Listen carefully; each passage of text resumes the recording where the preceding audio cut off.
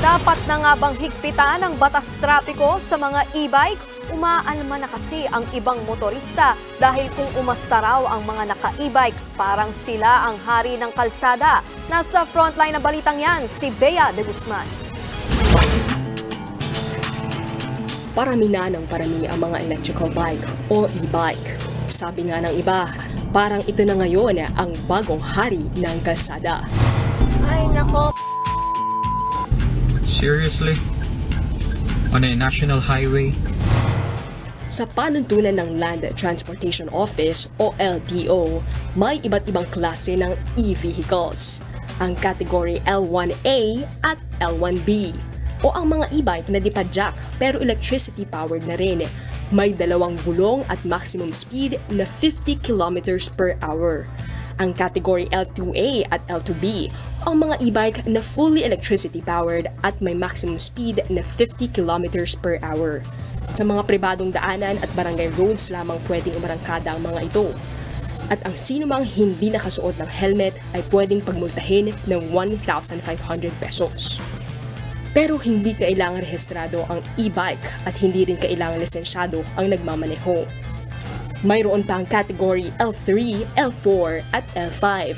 Dito pumapasok ang e-motorcycle at e-tricycle o yung ibang three-wheeled vehicles. Hindi nakasaad kung ano ang maximum speed limit ng mga ito, pero kailangang rehistrado ang sasakyan at dapat na may lisensya ang nagmamaneho. Hindi maikakaila ang tumataas na demand sa e-bike at e-trike ngayon. Bukod kasi sa mura, hindi na rin kailangan ng diesel o gas, kaya bawas polusyon. Ang full charge nito, for example, itong electric tricycle natin, yung Cabi natin, nagre-range siya ng 35 to 40 kilometers. Papalo lang siya at least 20 pesos sa isang full charge. Karamihan sa mga nakapanayam ko, walang ideya sa klasifikasyon ng kanilang e-vehicle. Basta electricity powered, akala nila hindi na nila kailangang i-rehistro at hindi na kailangan ng lisensya. Ang kaigihan dito, wala kang lisensya, wala pang rehistro. Hindi pa siya allowed dito na rehistro to. Para naman kay Mark Perez ng Mandaluyong City, malaking tulong ang e-bike para mairaos ang araw-araw. Dito sa Mandaluyong, hindi naman siya hinahanapan ng mga pagrehistro or prangkisa. Pero sa paggamit ng mga makabago at alternatibong sasakyan, mahalaga pa rin ang tamang kaalaman at pagsunod sa batas trapiko. Dapat bawal sila sa main road. Yan, nakakabala sila. Dapat magkaroon din sila ng mga lisensya.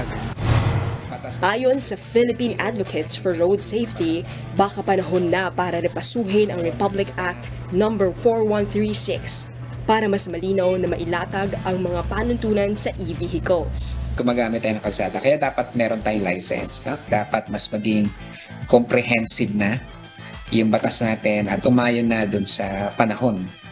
Kailan po siya pwedeng aksyonan ng LTO? Halimbawang meron na nakita na yung majority na po ng road crashes would involve itong mga electric vehicles that would be, or e-bikes, maybe that would be a sign for itong mga concerned agencies to craft a law na kailangan ng maglisensya itong mga ganitong operators.